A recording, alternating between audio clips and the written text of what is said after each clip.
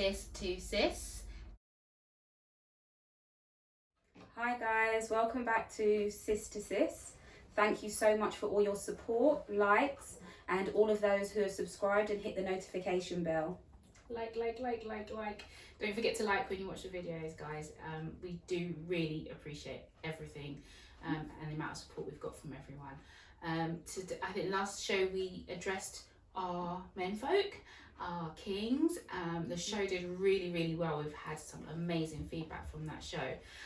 We didn't want to leave the queens out, so today we want to address the queens, our sisters, and not sisters by blood, sisters connected by energy, by ancestry, by shared experiences, by vision.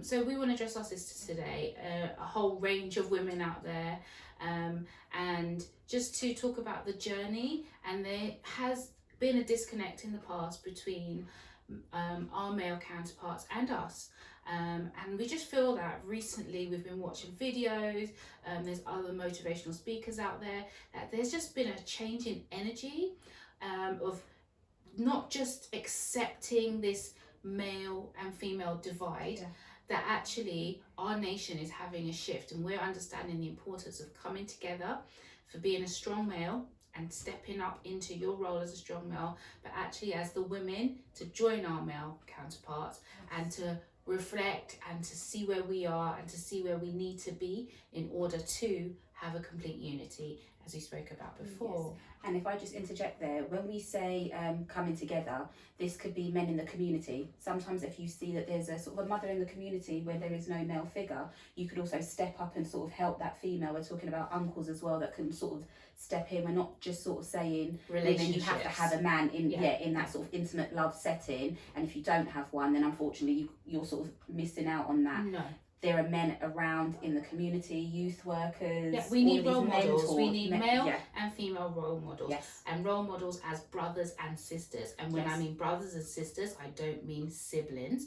I mean brothers and sisters in the true sense. Like a village, raising up each other. Exactly. That village that needs to raise the next generation. Whether you have children in that village or not, you are also responsible for how the village's children are going to be raised.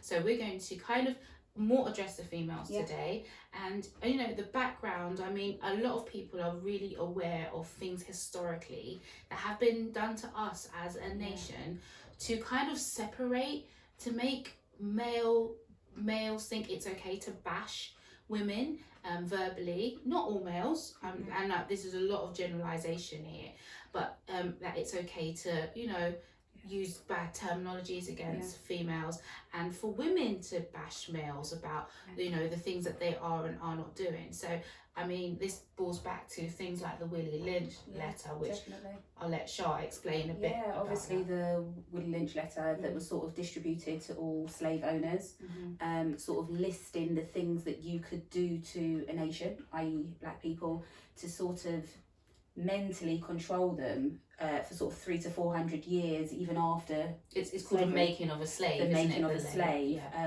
So sort of divides, like, you know, dividing us up by sexes, by sort of ability, and by complexion, by age, all of these things. Obviously one of the biggest ones being sort of complexion. You know, I don't really like to talk about it, but the light, dark, and all these things, you were given responsibilities, whether it be in the big house or in the field, depending on your complexion and your sort of acceptance in society.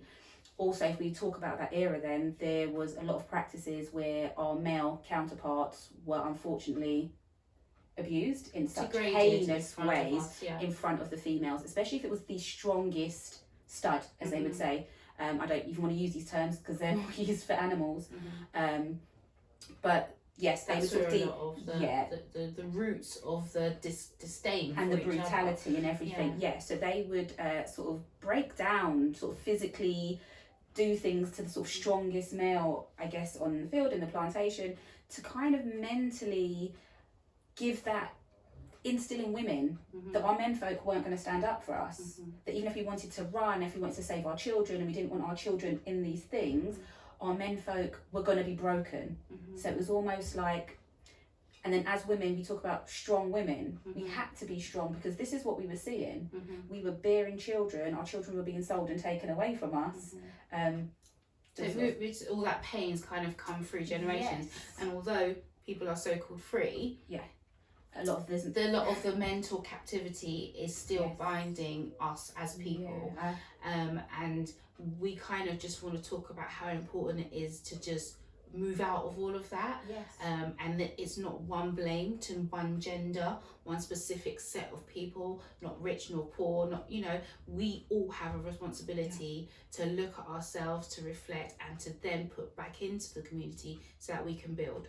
You know, we know that whenever we've tried to build communities, it's been pulled down, but we can't give up. We have got a responsibility to the future, to try. And as I said to you, there's been like a shift. Even before we decided to talk about the specific subject, we've just been given like sign upon sign as to, you know, you need to address what's happening to our young women and our women in general, old, young, you know, babies, children, what's kind of been portrayed out there as what we do. And actually coming back through history, from then we kind of went into a time of after civil rights, kind of feminists going on the back of civil rights and then taking up that plight, you know, instead of actually working on what we still got going on from there. We've now got this feminist and how movement. And sorry not to interrupt you there, but obviously that feminist movement that sort of came off the back of the Black Panther movement. During the Black Panther movement, obviously, you know, we were very much for community, and there was sort of food parcels going out. It was very much about coming back. Then all of a sudden there was this feminist movement alongside that was almost like, women stand up, you're strong, be independent, you don't need no man, equal rights. If you're not with your man, you can have Section 8 housing, you can have benefits. So there were rewards for being not single, for no longer being abandoned, basically. And we're already abandoned mentally from not being able to rely on the people that, like, basically God put man on and woman together for you know, procreation and to help each other. That's already been destroyed. Before we get that into grips, now we've got this, so I can do this, stand up, I don't need a man, I've got children, but they don't need a dad. And that whole divide again, and then the men are struggling to kind of come forward, get employment, you know, get their education, and it's there. So we haven't healed anywhere. No, definitely not. There's a split straight away. Definitely.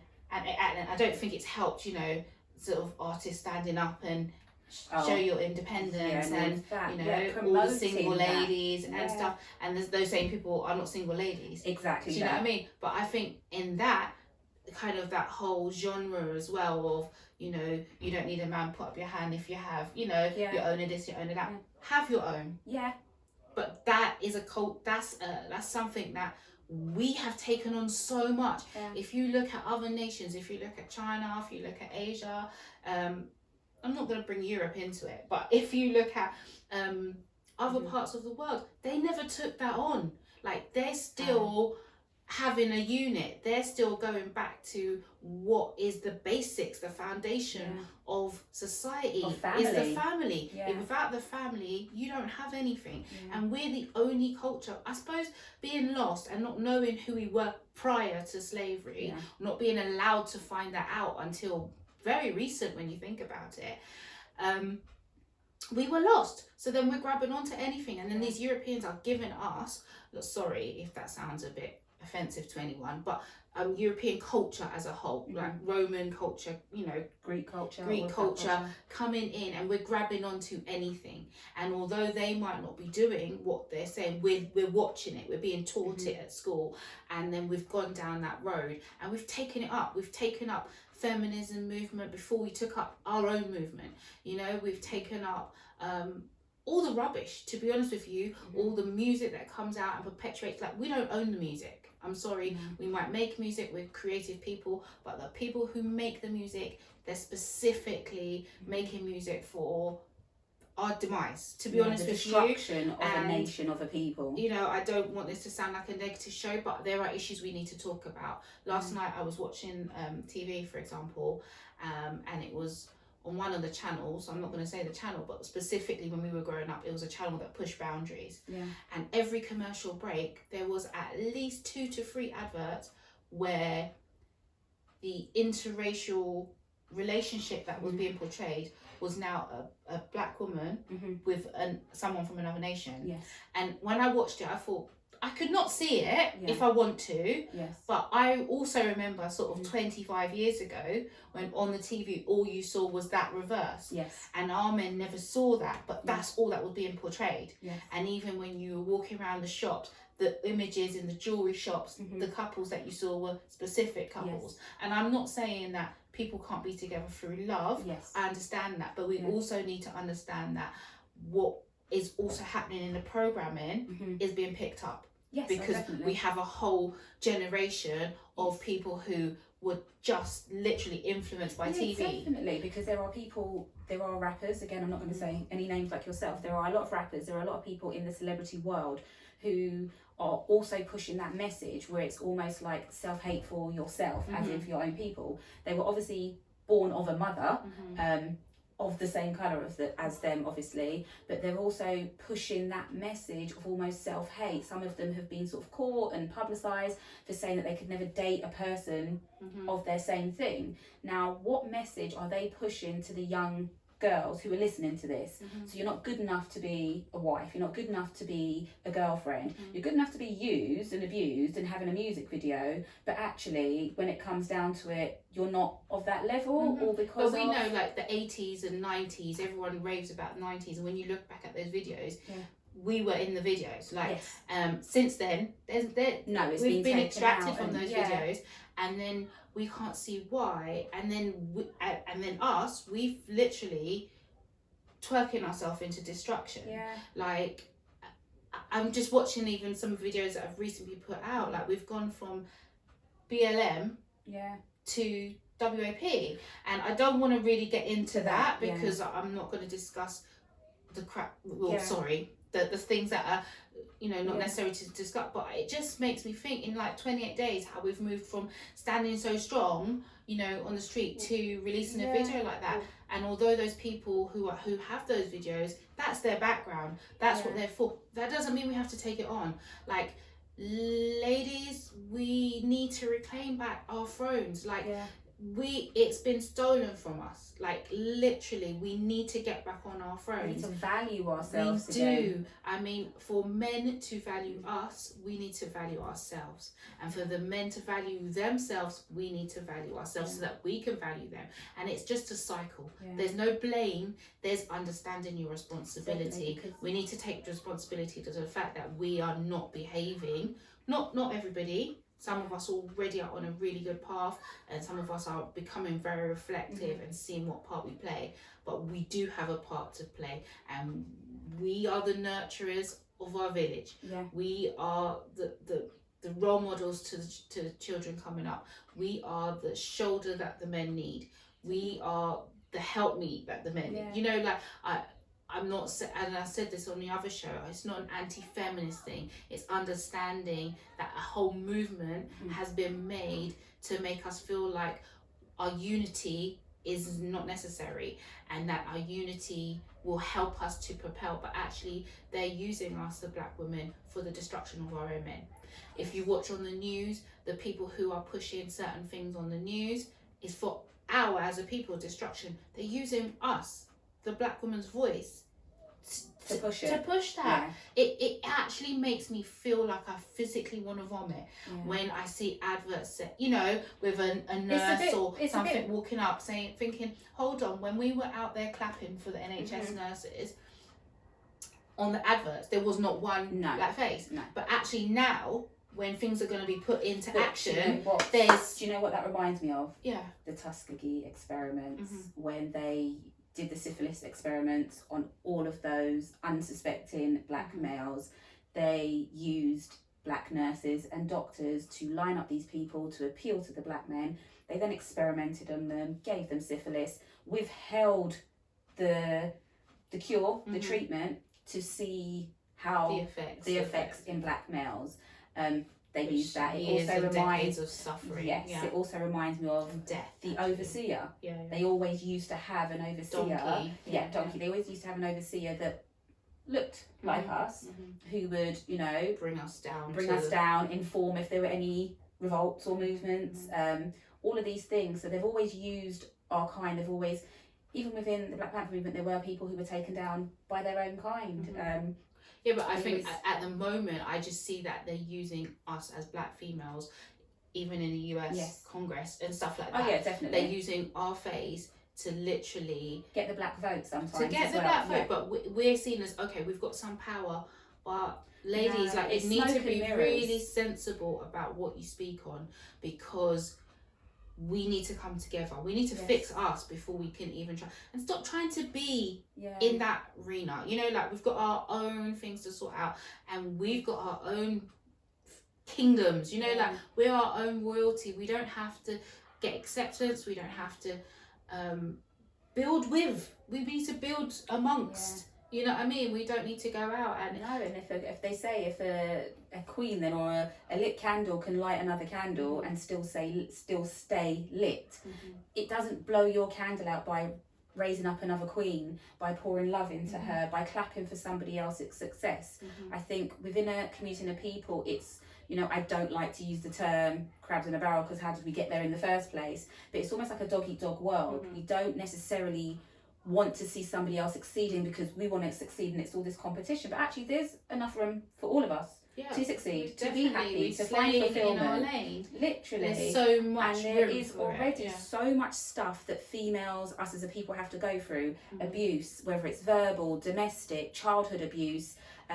All of these things. I think at some point, we're all going to experience loss, abandonment issues. You know, we're going to experience bereavements. We're going to experience maybe bankruptcy, relationship breakdowns, mental health, child custody issues. All of these things. There's so many things that women have to deal with. Not just, oh, I don't get equal pay like men, and things like this. There are so many things that women have to battle with, and I think, as we were talking before, you kind of have to start healing.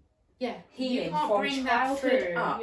You know, we all know that there are things that we carry, hurt, things like this, from different aspects of life. But until you're ready to address that hurt, subconsciously it does spill over into your children, into your relationships. If you have been through certain experiences with men, you may sort of withhold parts of you in relationships. If you've had to be defensive in previous experiences, even growing up in a sort of a childhood home, and there's been things you might have had to witness, you might actually be quite aggressive going into a relationship, and then it starts this cycle. But actually, obviously, speaking about men previously and now women, it's like there are things that we all need to heal before coming to that table. Talking about healing from certain trauma, and not even trauma, sometimes life, this has been quite therapeutic for me. Actually, doing this show has given me the opportunity to talk about things that I might not have necessarily spoken about. It's given a free arena for me. But I have had counselling through my job for specific reasons, but I think I'm quite an advocate for counselling. I think that sometimes in order to move past things, you need to not just deal with, sometimes you might try to work your way through and heal yourself, and do that through meditation, through prayer, through seeking counsel with someone who's a relative or someone close. But sometimes just having that specific moment in time where you've got someone who's non-judgmental, who's non-biased, who's a totally separate party from your family issues, from your relationship issues, doesn't know you in that respect. And is trained to help you through whatever it is you need to go through. If you feel that there's certain things in your past that you can't move forward, you just cannot get past it, go, please, for your benefit, for your happiness, and for everyone who's going to come into contact with you and everyone you're going to encounter, please seek for your healing. And it doesn't matter what that takes. Sometimes you might need to go to another country for 6 months, like, find yourself that way. But do heal, because it's such a waste of your life, your spirit, your soul, and all the people that you can affect if you do not do that healing. Like, I can't stress it enough. I'm so passionate about this. Yeah, I am. I say, when you heal, you heal your home, you heal your children, you heal your ancestors, you heal those who are going to come after you.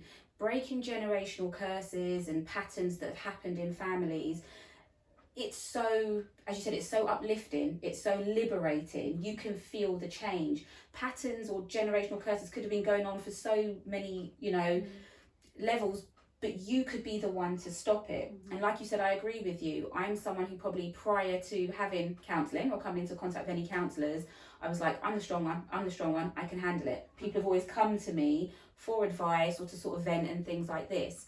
But after losing 5 people in the space of 2 years, and then other things sort of having to be replaced home-wise for 8 months, while doing a 3-year uni degree, my load got heavy, and I used the counsellors at uni, and then after that I did some CBT, cognitive behavioural therapy, and obviously there are different forms of counselling. There are so many different forms. Like you said, sometimes you need to go to a different country, sometimes you need to try a different form of therapy.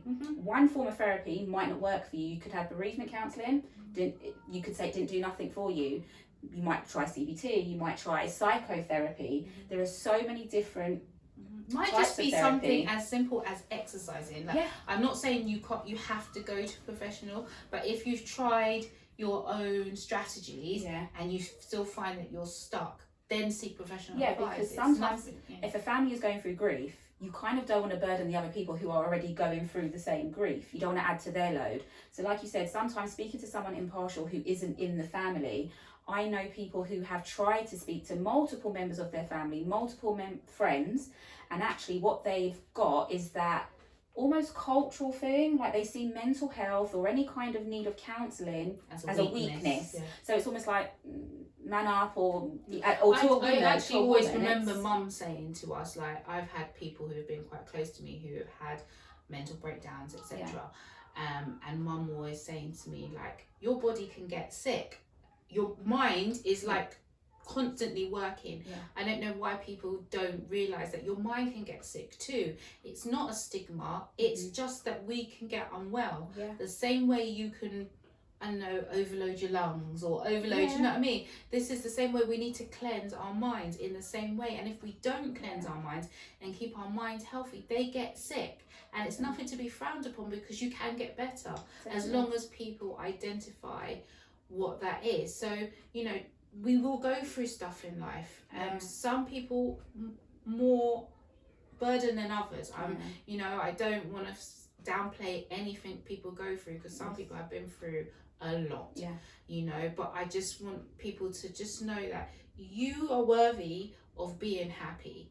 You are worthy of finding happiness. I mean, some people will experience things like cancer in their lives, but that doesn't mean you still can't find a peace within that, and I won't say happiness, because maybe that's the wrong word to use, but if you like closure, then within what you're harmony, almost like you've come to a place of harmony with what's happened, that you're not just gonna like see yourself out in bitterness, in anger, and aggression, and you know that you've accomplished things that you want to accomplish, and you haven't, you know, sort of just talked yourself out so much because you've not felt worthy, because your self-esteem's been low for whatever reasons. Like, seek that help, get the healing, because people are depending on us. Like, and I cannot stress enough, there feels like there is a shift. Like, I know, like, like I know, I'm spiritual, so I know. You know, we feel things, and with what's going on currently in this world, people are losing their jobs. They're talking about another recession.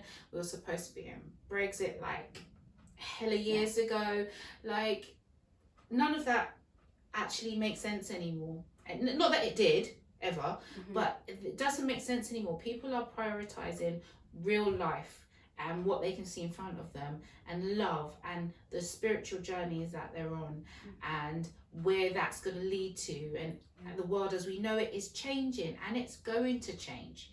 You know, we've been warned that it's going to change. You need women, ladies, girls, we need to be ready for that. We can't be ready by ourselves. It's nice that we've got sisters, but we need our men. And we need to be ready to be with our men. Men need to be ready to be with us, because we are going to take each other through. There's no man without woman. There's no woman without man. It's just not. That's not the way it's been made. And you know, there will be people out there that disagree with me. There will be people out there that feel like, you know what, that's rubbish they're talking. It's okay, and that's fine. This is literally my opinion, but I feel so passionate about this because I feel we're losing our way. And if you're real with yourself and you look at our community and you look at us as a wider nation abroad in the four corners of the earth in which we've been scattered, if you look at it, we've not done ourselves any favors by following a European prototype, and not just following, being miseducated. And I think there's in what so much that is being pushed through the media, through music, through movies. You have to now be quite discerning in what you're watching, in what you're listening to, what's happening in and around the home. I think sometimes, unfortunately, sometimes when females go through a relationship breakdown, it's very easy to be on the phone, talking, sort of maybe even shouting at the partner on the phone. Your children are absorbing this. Your children are listening to this. They are seeing sort of the aggression or the back and forth and what happens in relationships. And I think, you know, they might take up, you know, if a young boy is hearing a woman say, you know, men aren't this and men aren't that, whether she's talking to her friends after the situation, whether she's on the phone to that person, if a young boy comes up hearing his mum saying, men aren't this and men aren't that, and what is that doing to that young boy? If a young girl is coming up seeing her mother with a lot of male partners, what is that doing for that female and how she's going to put herself out into the world? And then to take it one step further, unfortunately, there are also some mums who subconsciously or even consciously blame the children. I wouldn't say blame, but they take the breakup out on their children, whether the child looks like the father, the partner. That kind of just triggered that kind of, sometimes within those situations there's like a favoritism between us, what the relationship was with that particular dad and that particular dad, how then the children are treated. I know favoritism can come in anyway, whether you have the same mum and dad or not, but in my experience it tends to be how the relationship was with the so-called baby daddy or baby father, or what you want to say, father of that child. But it tends to be that's how that relationship with works the child, depending on the relationship. So if you've got more than one father to your children, sometimes, like you said, favoritism can come in, or depending on what you buy that child, which isn't very nice. But then sometimes, even if it is just one father and that breakup happens, sometimes women need to recognise that the relationship may have broken down, but the parenting didn't. So, like, and actually, if the parenting has, you need to get on with what you need to do. Basically, you need to protect your children, but you also need to be very mindful about what they're learning in this process, because they're watching us. They're always watching us. Obviously, if a woman is a woman will tend to be a bit emotional after any sort of breakup. But how long is your daughters and your sons seeing you cry for? Are they hearing you cry at night and cry yourself to sleep? Are they hearing you shouting, or are they seeing you now over-sexualizing yourself on the rebound? Women have to be very careful what example they are showing our children. And I also think there's a big danger in when relationships break down. Some women, not all women, some women tend to fill that void with their male children or male child. Obviously there's a danger of actually sort of moulding maybe a bit of a mummy's boy, which can happen even with a man in the home anyway. Even just saying the man of the house, that might sound like a really good thing to say, but then what you're setting up there is that kind of attitude and that kind of ego that child has to feel they have to step into that place. But actually they're a child. They're very innocent. You want them to feel big, but actually just using that term man of the house puts so much on because it's the almost child. like your dad's gone now, so now it's on you. So Yeah. it's almost like you're kind of having to deal with the repercussions of that, and it's not that child's fault. So most definitely we need to stop kind of filling that void, because as men get older, it's almost like because they've filled a void, some women don't want to let go of their sons. Then they can't have a full-on healthy relationship with their family, with their partner. You've now got women who are battling against mother-in-laws because the son is split between always filling that void for his mum, and now actually needing to come out on his own and pave his own way, and with his wife or his partner, his children. We need to be very careful coming off the back. And basically, I mean, I'm of the belief that, you know, a man leaves his home and a woman leaves her home to come together, as you know, hopefully they've had homes to leave to come to something. But then on the back of that, you've got a lot of women who, I don't cook, I don't clean, sorry, you know, to recite lyrics, but I don't cook, I don't clean. So then you're forever going back to your mum's house to go and pick up food. You know, you're going back to your mum's house to pick up groceries. You know, and it's like, then you have not built a home. Your man can't leave his mum's house because you haven't left your mum's house. Who was he leaving for?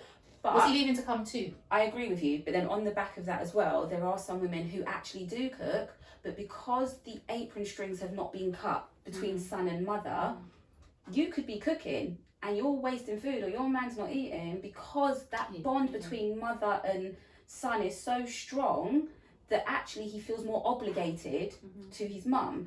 You know, her partner may have left decades ago, but it's like he feels this urge to never make her feel a void. Well, I think sons and their mums have a relationship anyway. Yes. So, like, I mean, just like fathers and their daughters, they have that a bond, hopefully.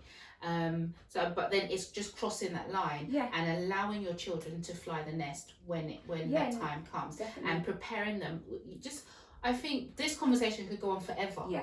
We could talk about this subject forever, but actually I think we're starting a conversation with you so that whether you're male or female, you are going to reflect on the part that you play within our community, to move forward, to bring us up, to help each other grow. So brothers helping sisters, sisters helping brothers, sisters helping sisters, brothers helping brothers. Like, we need, whether you're a mother, whether you are a sister or an auntie, we need to support each other to get to specific places so it works. At the moment, it's not working. It's working for some, but that's like such a small proportion. We need it to work for the majority. We'll see it. We will see it in the youth. We will see it off the streets when we start doing it. So we can't blame our kids for being on the streets if home is not a good place. Yeah. Just remember that. Because home is like the macro, outside is like the macro. So we need to focus on home, and then it gets magnified out there. We know with manners and respect, what you teach your children in the home is what they tend to go out there. Hopefully. We're not saying that. There's always, you know, there's always an exception to the rule. There's always, you know, no matter what you do, there's always that person that will go off rails. But if there's something for them to come back to, and I think that's something we've always said, and like, even when you feel you're talking, whether it's to your partner, to your children, don't feel like it's on deaf ears. I'm not talking about nagging. Nagging's different. I'm talking about giving constructive advice. Even if you feel like they're not listening, still keep talking, because you when you leave the advice, you're planting seeds. And you hear it. Just like when I left home, there's you know, I went my own way for a while, but I could hear my mum. I could hear my mum like, what are you doing? The day you plant the seed is not the day you eat the fruit. Yeah, exactly. So just keep planting the seeds then of love and watering that until definitely they'll come back fruit to that. Can be harvest. But also, not to sort of go totally off, I just wanted to mention that the subject of daddy issues, only because there are many women who have grown up without their fathers. Another thing that as a people we need to start breaking this cycle. Yes, relationships break down, but if you yourself have grown up with a father and you know what it feels like to not grow up with a father or not grow up with a mother, we need to try and work a bit harder at these relationships. Not be so disposable, like how clothes are so disposable, because clothes are so cheap nowadays. No one repairs clothes anymore. No one repairs goods anymore. They just get new. And it seems to be like that with relationships. Nobody is necessarily trying as hard as they used to. It's almost like they've already got someone waiting in the wings, or they're easily replaced. It's easy to replace. But then because there are lots of females, not lots, there are females who have grown up without their dads, as some people would say, daddy issues, and even men would say that about females. But hello, it's men who have then probably caused these issues by the man leaving. However, men need to be probably a little bit more patient as well when getting into a relationship with, we need with to a heal woman. each other. Yeah, and as women, we need to, like the last show said, if you know that you've not grown up with your father and you're not sure how the dynamics of a man even works, if you're not comfortable around a man, do not expect every partner that you get with to be able to just somehow telepathically teach you all of this, know that you're coming from this, been through this, and you've got sensitivities towards certain things. We need to heal each other. We need to heal, and on that way, I think communication plays a big part. Yeah. I think the next show we do is going to be about the lingo of love. Yeah, definitely. And how we communicate love between male and females, between mothers and fathers and their children, between friendships, and how you communicate love and how that's understood and received. So I think we're going to do a little bit more work on that, and then come back to you, because I think we've got somewhere with this conversation. As I said, it could go on forever, but we want to give you some tools next time, as into how we work together, all of us, what we can do to make that growth happen, because we need to grow people. So it's been a really long show, and we are so passionate about this. We do want to hear what you have to say, so please comment. Don't feel away, we'll read it, we'll filter through what we need to. If you don't feel we touched on something enough, or we totally misunderstood from your perspective, that's fine. As I said, if you're working through stuff, don't feel any weight about going to seek help. Counselling is good. Even journaling, doodling, just get it out of your system. Go into a field and scream. You know what? Do anything that makes you feel uplifted, elevated. Do it. And we've got previous videos of how to raise your vibrations. Have a look at those as well. Do what you need to do to be you. Okay, sis? We love you. Queens, get on your thrones. Okay? From sis to sis. Till next time. Bye.